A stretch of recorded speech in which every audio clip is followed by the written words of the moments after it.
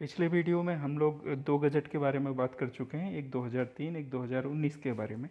और आज ये 2021 में 31 मार्च 2021 को जो गजट में नोटिफिकेशन प्रकाशित हुआ है एनपीएस से संबंधित, आज इस पर बात कर लेते हैं। एनपीएस से संबंधित जो पहला जो नोटिफिकेशन था जो 2003 में आया था, वो मिनिस्ट्री ऑफ फाइनेंस ने दिया था। उसी तरह से 2019 का भी जो नोटिफिकेशन था वो मिनिस्ट्री ऑफ फाइनेंस का था, जिसमें एनपीएस से संबंधित कुछ बातें बताई गई थी।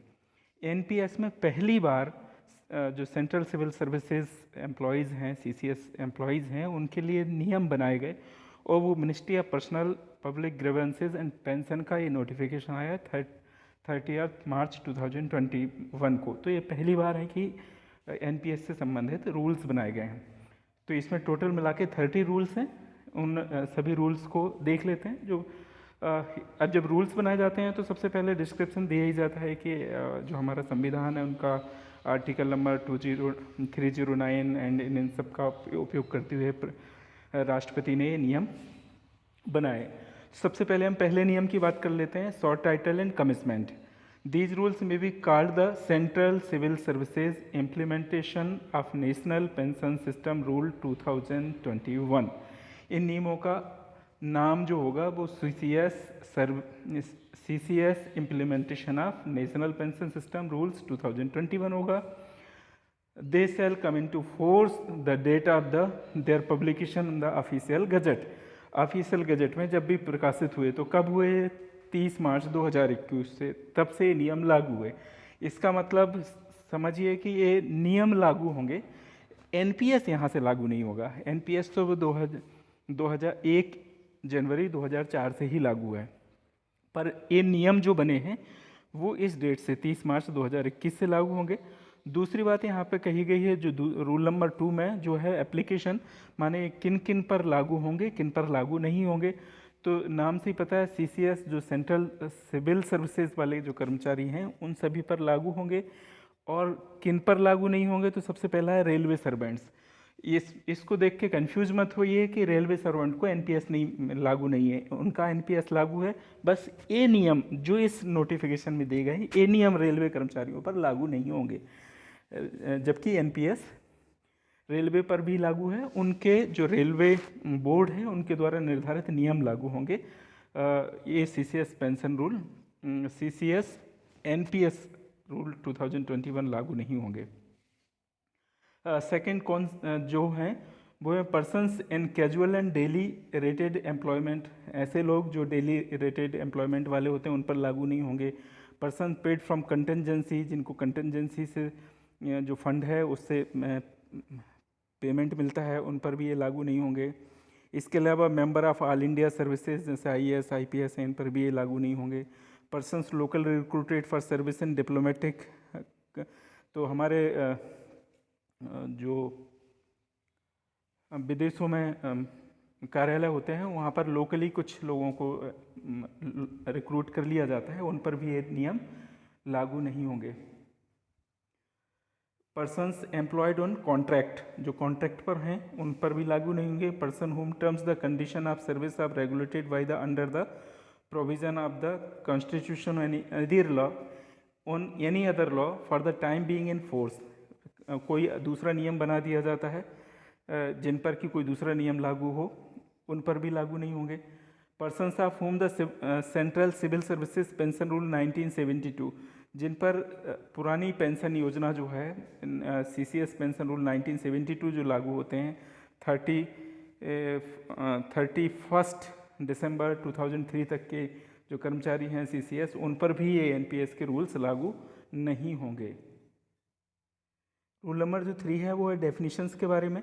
तो इन रूल्स में जितनी भी शब्दों का प्रयोग किया गया है उनकी डेफिनेशंस यहाँ पे दी गई हैं। कुछ शब्दों की, जैसे एक्रेडिटेड बैंक, तो इसमें रिजर्व बैंक ऑफ इंडिया या फिर सरकार जो भी बैंक को निर्धारित करे अपने बिजनेस को चलाने के लिए या फंड ट्रांसफ़र करने के लिए एनपीएस से संबंधित वो सब। एक्यूमुलेटेड पेंशन ग्रुप का कार्पस, यहाँ पे क्या होगा, means the monetary value of the pension investment accumulated in the individual pension account. जो भी इंडिविजुअल है उसके पेंशन अकाउंट में कितना पेंशन का पैसा लगाया जाएगा। एनओटी एनओटी का मतलब है कि जब भी ये NPS periodic payment by the annuity service provider to the subscriber on purchase of the annuity plan out of the accumulated pension groups। नाम से पता ना एनओटी मतलब एनुअली तरह की चीज़ होती है, माना एक टाइम इंटरवल पर। इसमें क्या है कि जो दो तरह का पैसा है, एक पैसा तो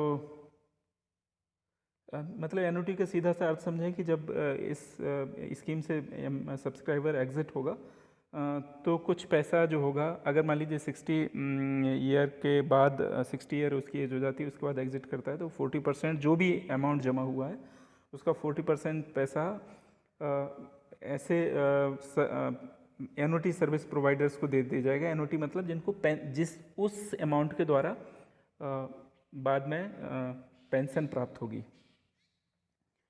NOT service provider, NOT service provider मतलब जो पेंशन प्रोवाइड करेंगे इस स्कीम को एग्जिट करने के बाद सब्सक्राइबर को, एनओटी सर्विस प्रोवाइडर होंगे। यहाँ पर जो भी डेफिनेशंस दी गई हैं वो रूल के अनुसार दी गई हैं, उनको आप लोग पढ़ लीजिएगा। इस वीडियो के डिस्क्रिप्शन में मैं इसका लिंक दे दूँगा।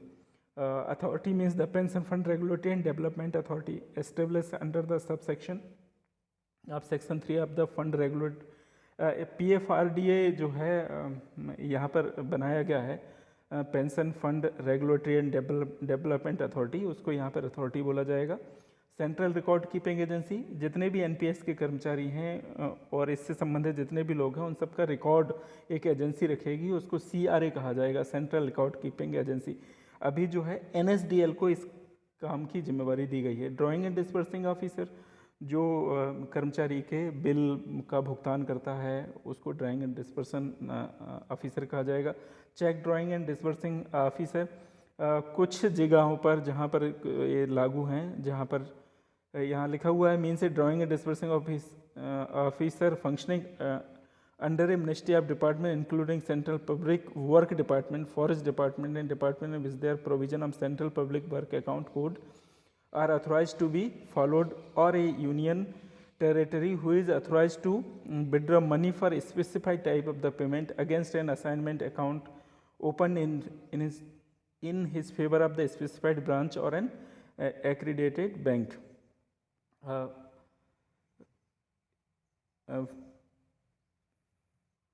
ऑफिसर कोई जिसको पावर होगी पैसे को विड्रॉ करने की, वो चेक ड्राइंग और डिस्पर्सिंग ऑफिसर कहलाएगा। डिफेंस सर्विसेज मींस जो आर्मी, एयरफोर्स एक्ट 1950 और army act 1950 and navy act 1957 के अंतर्गत डिफाइन किया गया है डिफेंस सर्विसेज। एमालूमेंट्स, एमालूमेंट्स का मतलब होता है वेतन। इसी के जो यही रूल्स हैं, इनमें रूल नंबर 5 में इसको डिफाइन किया गया, अच्छे से आगे पढ़ेंगे। फॉरेन सर्विस मतलब जो सेंट्रल गवर्नमेंट है या स्टेट गवर्नमेंट है या यूनियन टेरिटरी है, उनके कंसोलिडेटेड फंड से जिन एम्प्लॉयज़ को पेमेंट नहीं होगा बल्कि कोई दूसरा सर्विस प्रोवाइडर पेमेंट करेगा, सैलरी देगा, वो एम्प्लॉय फॉरेन सर्विस में कहलाते हैं। गवर्नमेंट मीन, यहाँ पे गवर्नमेंट का मतलब होगा central government. Head of department, इसको FR में जो फंडामेंटल रूल में डिफाइन किया गया है उसके हिसाब से। हेड ऑफ ऑफिस भी इसी तरह से कुछ रूल्स में, इसको बहुत ही यहाँ पर पढ़ने की ज़रूरत नहीं है। इंडिविजुअल पेंशन अकाउंट, हर एक व्यक्ति का NPS में अपना एक अकाउंट होगा। Local fund administered by government means the fund administered by the body which by law और rule having the force of law come under the control of government and over whose expenditure the government retains complete and direct control. तो government के control में जो fund होगा। National pension system, ये पूरा का पूरा एक सिस्टम बनाया गया है जिसमें PFRDA, NSDL मतलब सेंट्रल रिकॉर्ड कीपिंग एजेंसी और ट्रस्टी बैंक और पूरा का पूरा, जिसमें कि जो एम्प्लॉई हैं सेंट्रल गवर्नमेंट के वो जो हैं अपनी रिटायरमेंट के बाद पेंशन प्राप्त करेंगे। किस तरह से, ये पूरा का पूरा एक सिस्टम है। पे and account officer means the officer what ever is official delegation who maintain the account of the ministry. Account of पे एंड अकाउंट ऑफिसर का मतलब क्या है, जो अकाउंट मिनिस्ट्री का अकाउंट मेंटेन करता है। Department office of the central government in union territory includes an account general who is interested with the functional of maintaining the account of part of the account of the central government और union territory. जो भी account manage करने का एक ऐसा officer जिसको account manage करने का पावर होता है वो पे एंड अकाउंट ऑफिसर होगा। केंद्रीय विद्यालय के मामले में मानेंगे तो यहाँ पर pay and account officer regional office में जो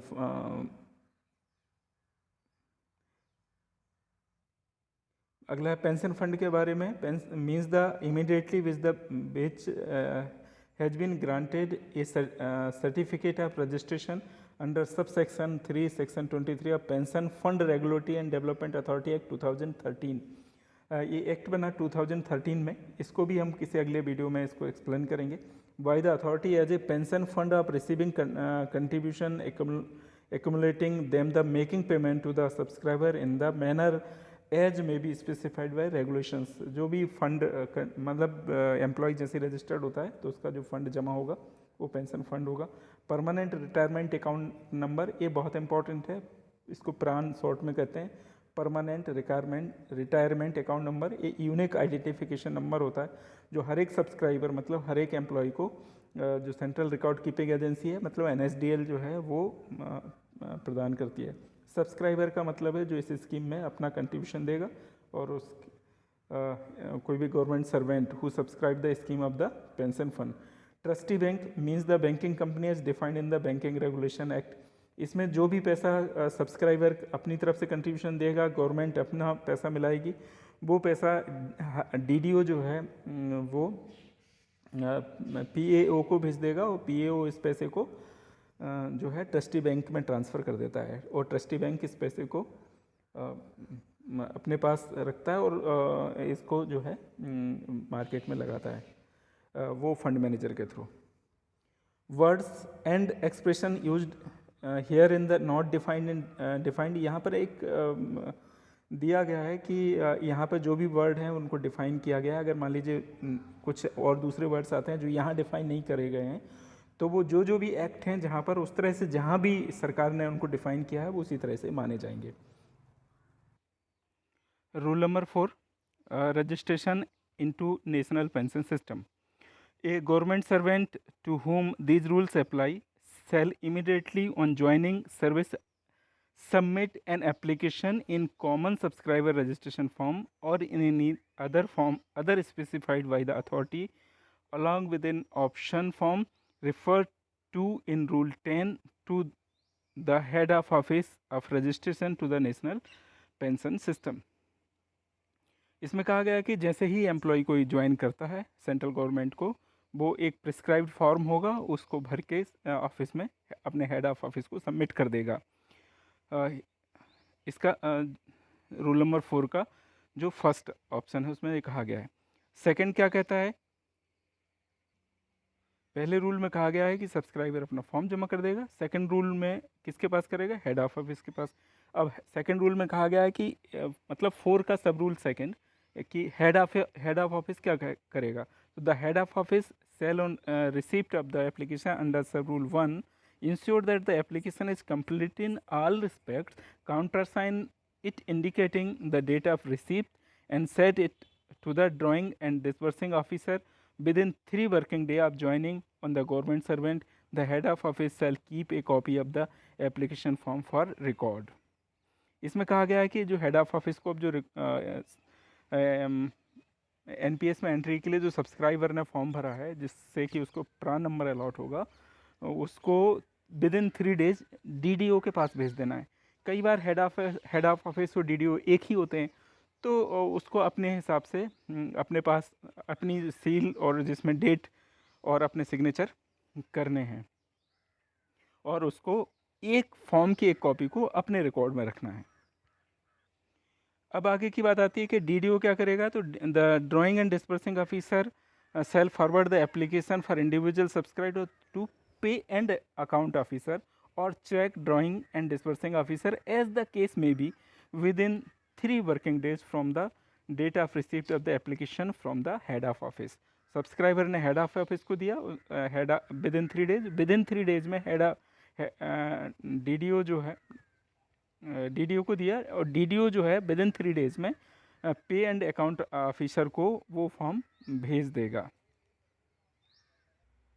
अब पे एंड अकाउंट जो ऑफिसर होगा या फिर check drawing and disbursing officer होगा वो क्या करेगा, एज द केस में भी जो भी हो, shall process the application receive from the drawing and disbursing officer and forward it to the central record keeping agency through the online system within 3 working days from the date of receipt of the application from the drawing and disbursing officer. The pay and account officer or the check drawing disbursing officer shall also forward duly signed copy of the application to the central record keeping agency for record. तो अब पे and account officer के पास जब form पहुंचेगा तो वो उसको online submit करेगा सीआरए के पास, ऑनलाइन वहाँ से प्रोसेस करेगा, साथ में एक कॉपी भी उस फॉर्म की भेजेगा सीआरए के पास। सीआरए से मतलब है यहाँ पर एनएसडीएल। इसके बाद क्या है, कहा गया द सेंट्रल रिकॉर्ड कीपिंग जो एजेंसी है shall complete registration process and allocate a permanent retirement account number. इस प्रोसेस को कंप्लीट करेगी और permanent retirement account number generate कर देगी in respect of each government servant in the form specified by the authority as per the turn around time specified by the authority. यहाँ पर जो है अभी तक सभी जगह 3-3 दिन का टाइम दिया गया था। सीआरए के पास इन्होंने कहा है कि जैसे जिस तरह से भी सभी सब्सक्राइबर का फॉर्म वहाँ पहुँचेगा और उनका जैसे ही टर्न पड़ेगा, इसमें कोई टाइम स्पेसिफाइड नहीं किया है, टर्न आने पर उनका प्रान नंबर अलॉट कर दिया जाएगा। After completion of the registration process the central record keeping agency shall communicate the permanent account number to the pay and account officer or the check drawing and disbursing officer as the case may be, and also forward permanent retirement account number kit to the subscriber in accordance with the process and turn around time laid down by the authority. तो यहाँ पे क्या कहा गया, जैसे ही प्राइन number generate होता है वहाँ से तो सीआरए कम्युनिकेट करेगा पीएओ को, और पीएओ जो होगा पे एंड अकाउंट ऑफिसर उसको कम्युनिकेट करेगा, और साथ ही जो सब्सक्राइबर होगा उसके लिए प्रान की एक किट होगी जिसमें प्रान नंबर वाला एक कार्ड होगा और उसके कुछ इंस्ट्रक्शंस होंगे, वो डिस्पैच किए जाएंगे सब्सक्राइबर को। उसमें भी टाइम लिमिट के बारे में कुछ नहीं कहा गया, कहा गया है कि जैसे ही उसका टर्न आएगा तो उसको डिस्पैच कर दिया जाएगा। The pay and account officer और the check drawing and disbursing officer as the case may be shall communicate permanent retirement account number to the concern drawing and disbursing officer immediately. जैसे ही CRA PAO को बताता है तुरंत PAO को DDO को बताना है। उसके बाद जो डीडीओ होगा वो हेड ऑफ ऑफिस को बता देगा, द ड्राइंग डिस्बर्सन ऑफिसर पर जो प्रान नंबर के बारे में हेड ऑफ ऑफिस को, और हेड ऑफ ऑफिस का काम होगा कि तुरंत ही वो अकाउंट नंबर जो है वो सब्सक्राइबर को बताए। The cell record the permanent retirement account number in the common subscriber registration form or any other form specified by the authority submitted by the subscriber and the service book of the subscriber, and also paste a certified copy of the common subscriber registration form or any other forms specified by the authority in the service book of the subscriber within 5 working days thereafter. जैसे ही head of office को PRAN number के बारे में पता चलता है तो उसकी जो सर्टिफाइड कॉपी है और उसका जो रिकॉर्ड है वो सर्विस बुक में पेस्ट कर दिया जाएगा with in 5 working days. The authority rule number 4 का जो सब रूल 9 है ये बड़ा इंपॉर्टेंट है, इसमें टाइम लिमिट के बारे में बोला गया है कि the authorities refer to in sub rule 2 and sub rule 8 shall ensure that there is no delay in the process of the registration of the government servant in the national pension system and crediting a first contribution in his individual pension account. The first contribution of the government servant shall be credited in individual pension account within 20 days of the date of submission of the application under the sub rule 1 or by the last date of the month in which the government servant joined, whichever is later. इन्होंने कहा है कि जो first contribution है वो subscriber के account में credit हो जाना चाहिए जैसे ही वो अपना फॉर्म सबमिट करता है, जिस डेट को भी प्रान अलॉट करने के लिए, उस डेट के बाद 20 दिन के अंदर या फिर मंथ का आखिरी दिन। मगर इसमें जो सबसे इम्पोर्टेंट बात लिखी गई है कि विच एवर इज लेटर, मतलब जो बाद में आए। एक एग्जाम्पल से समझते हैं, जैसे मान लीजिए कि किसी एम्प्लॉई ने 4 अक्टूबर को सबमिट किया अपना सब्सक्राइबर का फॉर्म, जिसमें कि प्रान नंबर अलॉट करने के लिए जो फॉर्म होता है उसको, तो उसके 20 दिन तो 23 को हो जाएंगे, 23 अक्टूबर को। बट उसका जो है वो फर्स्ट कंट्रीब्यूशन ऐसा नहीं होगा कि विद इन 20 डेज़, मतलब 23 अक्टूबर के अकाउंट में क्रेडिट हो जाएगा। ये कहा गया है कि लास्ट ऑफ द मंथ, मतलब 31 अक्टूबर तक उसके अकाउंट में कंट्रीब्यूशन क्रेडिट हो जाना चाहिए। अब जैसे मान लीजिए कि कोई एम्प्लॉई है, वो 16 अक्टूबर को अपना सब्सक्राइबर जो प्रान नंबर अलॉट करने के लिए फॉर्म जमा करता है, तो 20 डेज जो हैं वो अक्टूबर में पूरे नहीं होंगे, वो नवंबर में पहुंच जाएंगे।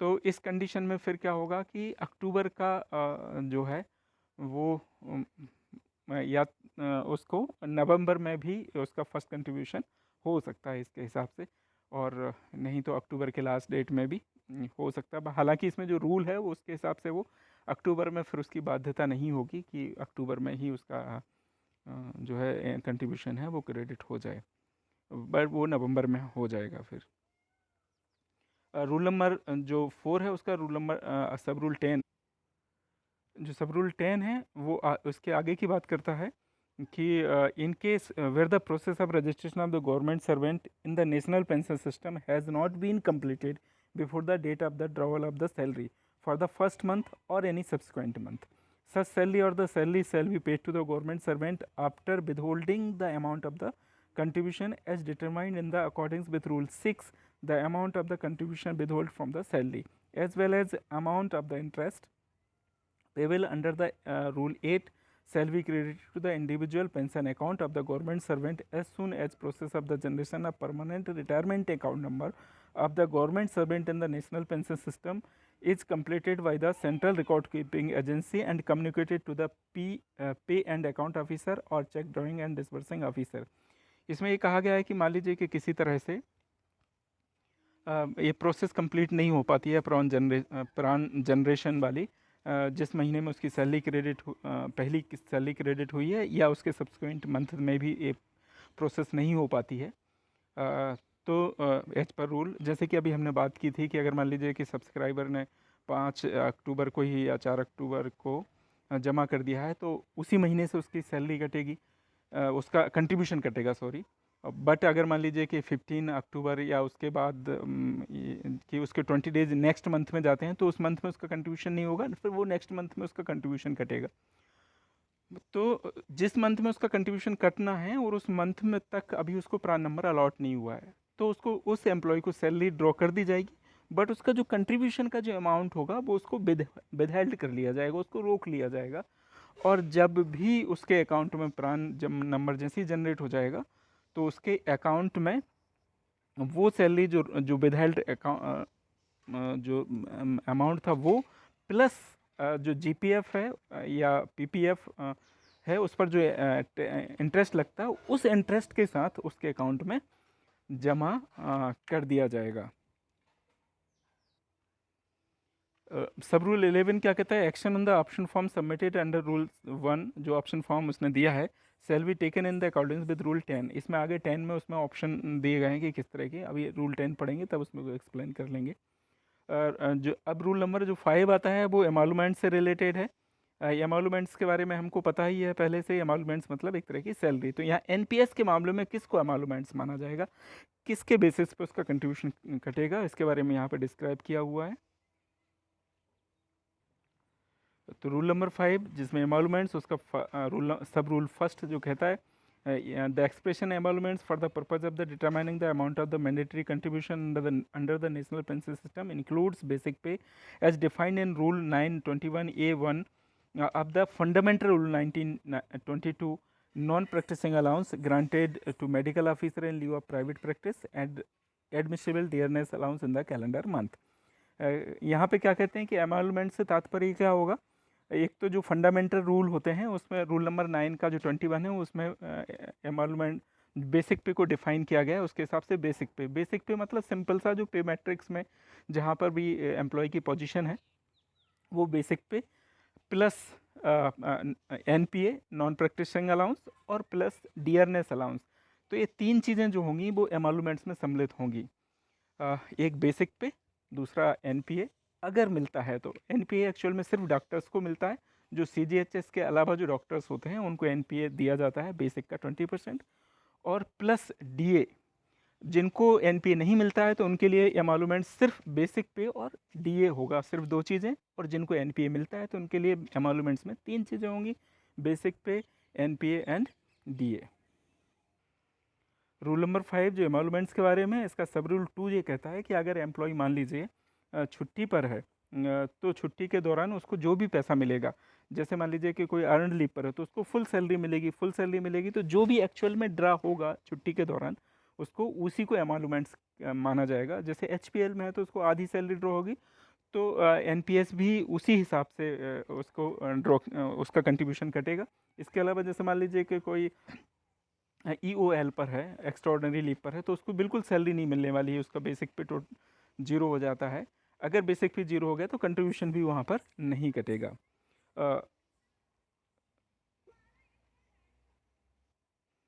इसका सब रूल 3 भी कुछ इसी तरह की बात करता है कि subject to the provision sub rule 1 of rule 7 of the subscriber had been absent from the duty. Subscriber है वो ड्यूटी से एब्सेंट हो जाता है और वाज ऑन एक्स्ट्राऑर्डिनरी लीव या एक्स्ट्राऑर्डिनरी लीव पर होता है ड्यूरिंग होल और part of the calendar month, the pay of the amount representing pay non-practicing allowance referred to in this rule and dearness allowance in the leave salary which is actually due for the part of that calendar month during which he was on duty or was on leave or which leave salary is payable shall be taken into account of the emoluments for the purpose of this rule। कहा गया है कि actual में उसको जितनी भी salary मिले उस दौरान, उस पूरे मंथ में, उसी के बेसिस पे कंट्रीब्यूशन कटेगा। सब रूल 4 कहता है कि if the subscriber had been under suspension, अगर सब्सक्राइबर है वो सस्पेंशन पर है तो the substance allowance drawing during the period of the suspension is calendar month shall be taken into account of the emoluments for the purpose of this rule. अगर कोई employ है वो सस्पेंशन में है तो उसको सब्सटेंस अलाउंस मिलता है, तो जो भी सब्सटेंस अलाउंस उसको मिल रहा है उसको एमोलुमेंट्स माना जाएगा और उसके हिसाब से उसका कंट्रीब्यूशन कटेगा।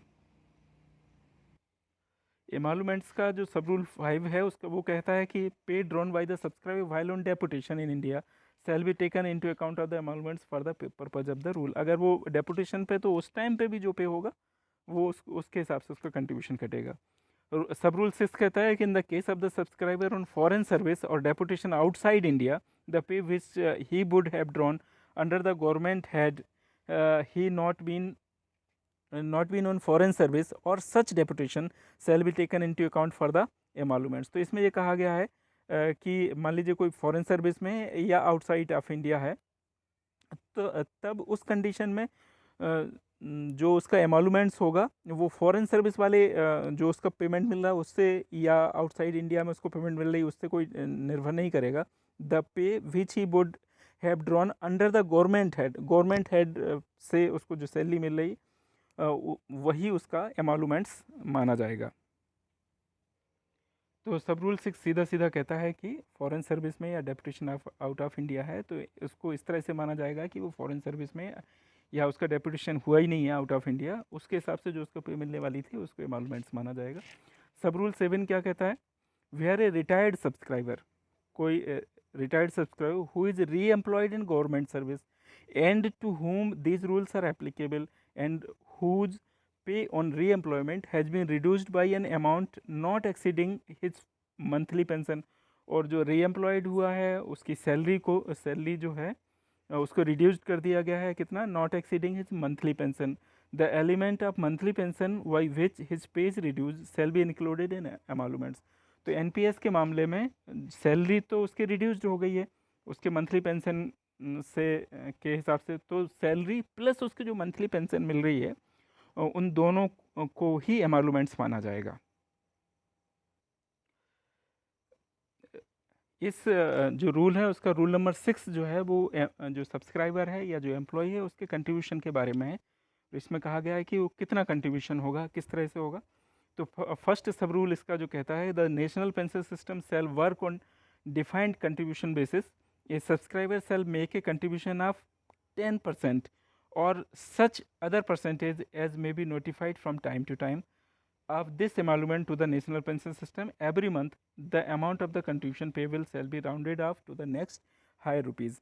तो इस सब रूल 1 में कहते हैं कि अभी फ़िलहाल की कंडीशन में 10% उसका कंट्रीब्यूशन होगा एम्प्लॉय का, या फिर टाइम टू टाइम जो भी नोटिफाई किया जाएगा उसके हिसाब से उसका कंट्रीब्यूशन होगा।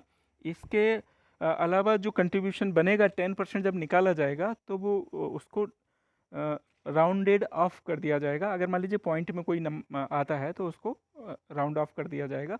और राउंड ऑफ करने में विशेष बात यहाँ ध्यान देने वाली बात है वो है to next higher rupees.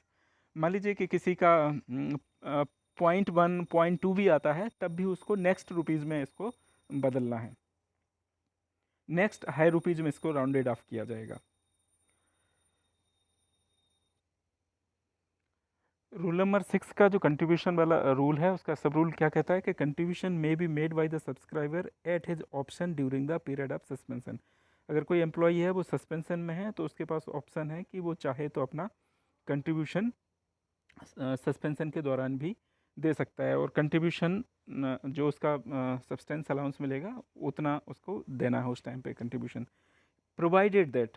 But इसमें ये कहा गया कि provided that where in the final order passed by the government, जो गवर्नमेंट है उसने फाइनल ऑर्डर पास किया है on conclusion of the inquiry, inquiry की कंक्लूजन के बाद, और वो ऑर्डर क्या है, the period spend under suspension, जो सस्पेंशन में पीरियड स्पेंड किया गया है इज ट्रीटेड एज ड्यूटी और leave for which leave salary is payable, उसको ड्यूटी तरह मान लिया गया है या फिर लीव पर मान लिया गया है जिससे कि उसको लीव सैलरी मिलने वाली है। Contribution to the national pension system shall be determined based on the emoluments which the subscriber becomes entitled to for the period of the suspension. The difference of the amount of the contribution to be deposited, तो उसने जो suspension के दौरान जितना contribution जमा कर दिया है और इसके अलावा अब उसको पूरी सैलरी मिलने वाली है तो उसका जो भी डिफरेंस होगा वो, और जो उसने पहले से ही जमा कर, and the amount of the contribution already deposited during the period of the suspension, और सस्पेंशन के दौरान उसने जो भी जमा कर दिया है shall be credit to the individual pension account, उसके प्राण का जो अकाउंट नंबर है प्राण है उसके उसमें उसको जमा कर दिया जाएगा, और वो भी किस along with interest. The rate of interest जो होगा वो पब्लिक प्रोविडेंट फंड का जो है वो लागू होगा। इसका सब रूल 3 कहता है कि no contribution shall be made by the subscriber during the period of absence from duty whether on leave और otherwise for which no pay और लीव सैलरी इज पेबल। अगर उसको पेमेंट सब्सक्राइबर को कोई सैलरी नहीं मिलती है जिस मंथ में तो उस मंथ में कोई कंट्रीब्यूशन नहीं कटेगा, कंट्रीब्यूशन जमा नहीं होगा। सब रूल 4 कहता है during the period of the transfer on deputation to a department or organization under the central government or the state government, the subscriber shall remain subject to these rules in the same manner as if he was not so transferred or sent on deputation, shall will continue to the contribute towards national pension system based on the emoluments worked out in accordance with sub rule 5 or sub rule 5 of rule 5। अगर deputation के लिए transfer deputation होता है उसका during the period of transfer तो उस समय भी उसका कंट्रीब्यूशन वैसे ही लागू बना रहेगा पहले जैसा ही। Contribution in respect of may arrear of salary received by the subscriber due to the retrospective increase shall be treated as contribution for the month in which the payment are made. तो इसमें अगर मान लीजिए कोई employee है उसको arrear मिलता है किसी सैलरी का, तो उस एरियर में भी उसका कंट्रीब्यूशन एनपीएस का किया जाएगा। जिस मंथ में उसको एरियर मिला उसी मंथ में उसका कंट्रीब्यूशन कटेगा। The subscriber shall contribute toward national pension system during the period spent under provision, जब प्रोविजन में होगा तब भी उसका कंट्रीब्यूशन जमा। सब रूल 7 क्या कहता है कि deduction and crediting of the contribution to the individual pension account during foreign service in India or outside India including deputation in United Nations secretariat or other United Nations bodies, the International Monetary Fund, the International Bank of Reconstruction and Development, or the Asian Development Bank, or the Commonwealth Secretariat, or any other international organization shall be regulated in accordance with the instruction issued by the Department of Personnel and Training from time to time and procedure laid down by the authority। तो इसके लिए इन्होंने कह दिया कि department personal training जो है वो टाइम टू टाइम बताएगा कि उनका कंट्रीब्यूशन किस तरह से जमा किया जाएगा। बट ये कंटिन्यू रहेगा इस दौरान भी। सब रूल 8 कहता है कि जो कंट्रीब्यूशन है उसको drawing and disbursing officer shall deduct the contribution from the salary of the government servant and send to the bill to the pay and account officer or check drawing disbursement officer as the case may be, along with detail of contribution deduction in respect of the each subscriber on or before 20th day of each month. तो drawing and dispersing officer को हर महीने की 20 तारीख तक जो 20th day की बात कही गई कि हालांकि वो 20 तारीख ही होगी, 20 तारीख तक पे एंड अकाउंट ऑफिसर को उसके बारे में कंट्रीब्यूशन के बारे में बता देना है और उसका बिल उसको भेज देना है। सब रूल 9 कहता है कि subscriber may at his option make contribution in excess of the contribution specified in sub rule 1 in the accordance with the procedure laid down by the authority and the government. यह कहते हैं कि जो सब rule 1 में कहा गया कि 10% कंट्रीब्यूशन देना है एम्प्लॉय को, वो चाहे तो उससे ज़्यादा भी अपना कंट्रीब्यूशन दे सकता है। सब रूल 9 में कह दिया कि भाई डीडीओ जो है पीएओ को भेज देगा। अब सब रूल 10 क्या कहता है कि पी एंड अकाउंट ऑफिसर और the check drawing and disbursing officer as the case may be based on the detail of the contribution in respect of each subscriber sent by the drawing and disbursing officer to pay and account officer or check drawing and disbursing officer under sub rule 8 shall prepare and upload a subscription contribution file and generate a transaction ID by 25th day of each month। हर महीने के 25th तक उसको अपनी एक उसको CR उसको upload कर देना है पे एंड अकाउंट ऑफिसर को। तो 25 तक उसको जो है ट्रांजेक्शन आईडी जनरेट कर लेनी है। इसके अलावा जो हर महीने का जो लास्ट वर्किंग डे होगा उस तक उसको ट्रस्टी बैंक में जो भी कंट्रीब्यूशन का अमाउंट है उसको ट्रांसफ़र कर देना है। इसके अलावा क्या, provided that the contribution for the month of March shall be remitted by the pay and account officer और the check drawing disbursing officer the trustee bank through the accredit bank at the first working day of the April. जो मार्च का महीना होगा उसमें last working day पे trustee bank को नहीं दिया जाएगा, बल्कि अब फर्स्ट अप्रैल के फर्स्ट डे में किया जाएगा। In case the delay of the crediting the contribution to the individual pension account of the subscriber beyond the prescribed time limit due to the factor not attributable to the subscriber, the amount shall be credited to the individual pension account of the subscriber along with interest for the delayed period as determined in the accordance with the rule 8। अगर ये कहा गया कि अगर late हो जाते हैं इसको क्रेडिट करने में तो उसको फिर इंटरेस्ट के साथ क्रेडिट किया जाना है। अभी हमने एम्प्लॉय के कंट्रीब्यूशन की बात की, अब हम contribution by the government. The government shell make contribution of the 14% और such other percentage as may be notified from time to time the emoluments of the government servant to the individual pension account of the subscriber every month. The amount of the contribution payable shall be rounded off to the next high rupees।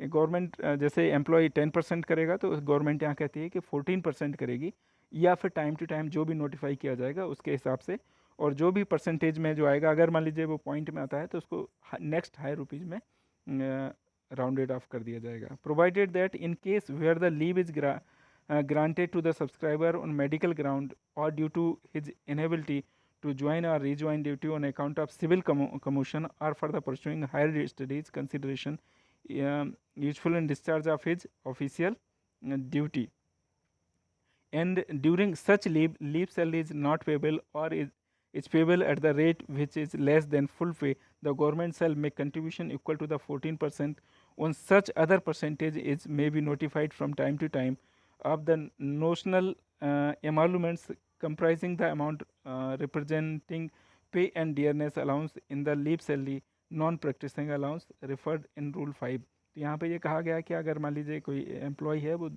छुट्टी पे रहता है या जैसा भी रहता है तो उसके हिसाब से उसके अनुसार 14% उसका क्रेडिट किया जाएगा। सब रूल 2 कहता है कि subject to the provision to sub rule 1 the contribution shall be made by the government for the period during which the subscriber is not required to make contribution is accordance with these rules. जो subscriber के लिए rules हैं जहाँ पर subscriber को contribution देने की आवश्यकता नहीं, जहाँ सब्सक्राइबर कंट्रीब्यूशन नहीं देगा वहाँ पर गवर्नमेंट भी अपना कोई कंट्रीब्यूशन नहीं देगी, माने रूल के अकॉर्डिंग। सब रूल थर्ड क्या कहता है? In the case of the subscriber under suspension contribution shall be made by the government on the basis of the emoluments determined by taking into account of the subsistence allowance paid to the subscriber during the period of the such suspension. कहते हैं कि suspension है तो suspension में जो भी substance allowance होगा उसके हिसाब से जो एमोलुमेंट्स बनता है उसके हिसाब से इसका 40% जो भी कंट्रीब्यूशन है वो गवर्नमेंट देगी. Provided that no contribution shall be made by the government during the period of suspension where the subscriber had opted not to pay the contribution during the said period of the suspension. कहा गया है कि अगर मान लीजिए suspension के दौरान चूंकि सब्सक्राइबर के पास ऑप्शन होता है कि वो चाहे तो कटवाए चाहे तो ना कटवाए, और अगर उसने ऑप्ट कर लिया कि वो उसके जो सब्सटेंस अलाउंस है उसमें से कंट्रीब्यूशन नहीं देगा तो गवर्नमेंट भी अपना कंट्रीब्यूशन नहीं देगी. Provided further that where is the final order passed by the government on conclusion of the inquiry, the period spent under suspension is treated as duty or leave, or which the leave shall is payable contribution by the government to the national pension system shall be determined based on the emoluments which the subscriber becomes entitled for the period of the suspension. The difference of the amount of the contribution to be deposited by the government and the amount of the contribution already deposited during the period of the suspension shall be credited to the individual pension account of the subscriber along with interest. The rate of the interest for this purpose would be the rate of interest as decided by the government from time to time for the public provident fund deposit.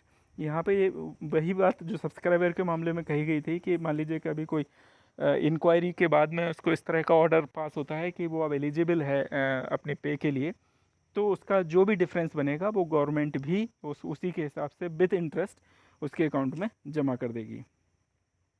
Contribution by the government to the individual pension account during foreign service in India or outside India including deputation to United Nations Secretariat, other United Nations bodies, the International Monetary Fund, International Bank of the Bank of Reconstruction and Development, and the Asian Development Bank or the Commonwealth Secretariat or any other international organizer shall be regulated in accordance with the order issued by the Department Personnel and Training from time to time and the procedure laid down by the authority. तो अगर out of India deputation पे है या foreign service में है तो वो DOPT जो भी ऑर्डर पास करेगी उसके हिसाब से कंट्रीब्यूशन दिया जाएगा. The amount of the contribution payable shall be rounded up to the next high rupees, अगले हाई रुपीज़ में कन्वर्ट किया जाएगा. The provision regarding timeline as applicable in the case of the remittance contribution by the subscriber would also be applicable for remittance of the contribution by the government in case there is a delay in crediting of the contribution to the individual pension account of the subscriber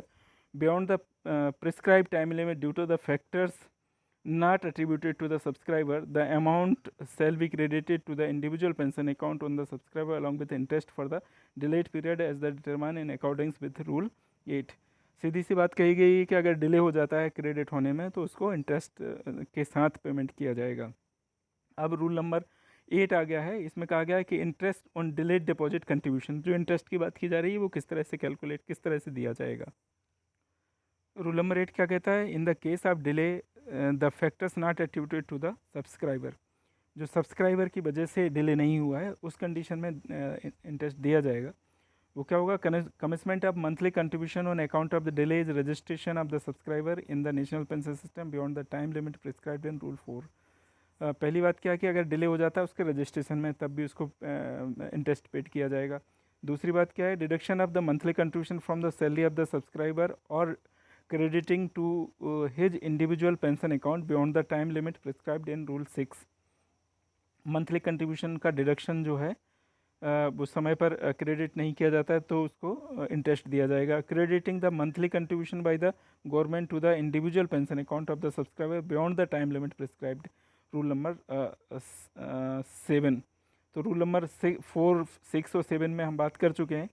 माना जब भी time कहीं भी किसी भी दौरान अगर contribution credit होने में देर होती है तो उसका इंटरेस्ट दिया जाएगा. The amount of contribution may be credited to individual pension account of the subscriber along with the interest for the delayed period. That the interest shall be credited to the individual pension account of the employee within a period of 30 days of the crediting of the amount of the contribution. The rate of the interest for the purpose would be the rate of the interest and decided by the government from time to time for the public provident fund account fund deposit. तो इसमें कहा गया है कि जब भी देर होगी तो उसको इंटरेस्ट दिया जाएगा, और कितना दिया जाएगा, वो पब्लिक प्रोविडेंट फंड डिपॉजिट जो अकाउंट होता है, पीपीएफ जो होता है, उस जो गवर्नमेंट उस पर जो भी इंटरेस्ट डिसाइड करती है टाइम टू टाइम, उतना इंटरेस्ट पेड किया जाएगा। Provided that the rate of interest applicable for the period of 1 January 2004 to 31st December 2012 shall be as notified by Department of Financial Services in notification number 31st and Department of the Expenditure Office Memorandum 12th April 2019। तो पिछले video में हमने जिस notification की बात की थी उसके हिसाब के बारे में यहाँ पे बताया गया है कि उसमें जो भी नोटिफिकेशन में दिया गया उसके हिसाब से किया जाएगा। Every case of delay is registration of the subscriber in the national pension system or commencement of the contribution under Rule 4 or deduction and crediting of monthly contribution or the subscriber under Rule 6 or crediting of monthly contribution by the government in the individual pension account of the subscriber under Rule 7 shall be examined by the head of the department or chief controller account of fixation of the responsibilities। तो इसकी responsibilities जो interest जो credit किया जाएगा, तो किसकी responsibility होगी इसको इंटरेस्ट को देने की, वो हेड ऑफ डिपार्टमेंट और चीफ कंट्रोलर ऑफ अकाउंट ये चेक करेंगे कि किस वजह से वो इंटरेस्ट देना पड़ा और वो इंटरेस्ट किसकी वजह से हुआ, तो उसकी रिस्पॉन्सिबिलिटी फिक्स की जाएगी। If the head of department of chief controller or account is satisfied that the delay is caused by the account of the administrative lapse, the delinquent official or official shall be liable to pay the amount of the pecuniary loss or to the government account of the payment of interest। तो यहाँ पे ये कहा गया है कि जो head of department हैं या फिर chief controller of account satisfied हो जाते हैं कि ये जो डिले हुआ है जिसकी वजह से इंटरेस्ट पेड किया जा रहा है वो किस ऑफिसर, तो वो उस ऑफिसर के लिए उसको पेमेंट करना होगा। The responsibility and the amount of liable on the part of the delinquent official or official shall be determined in the same manner as in case of delayed deduction or remittance of tax deduction at source under section 201A income tax act 1961। This will be without prejudice to any disciplinary action which the disciplinary authority may propose to take against the official or official responsible for the administrative lapse of in this respect। यहाँ पे ये कहा गया है कि अगर इस जो डिले हो जाता है, इसमें जो एडमिनिस्ट्रेटिव लैप्स है वो किसकी वजह से हुआ, उस पर इंक्वायरी भी सेटअप की जा सकती है। इसके अलावा जो भी एक्ट है, इनकम टैक्स एक्ट है, उसके हिसाब से अभी तक रूल 8 तक हुआ है और वीडियो का जो टाइम है वो लगभग 45 मिनट से ज़्यादा हो गया है। तो आगे के जो रूल्स हैं वो नेक्स्ट वीडियो में हम पढ़ेंगे। थोड़ा जो अगर तैयारी करनी है तो धैर्य तो रखना ही पड़ेगा और पूरे उसको समझ के पढ़ाई करनी पड़ेगी।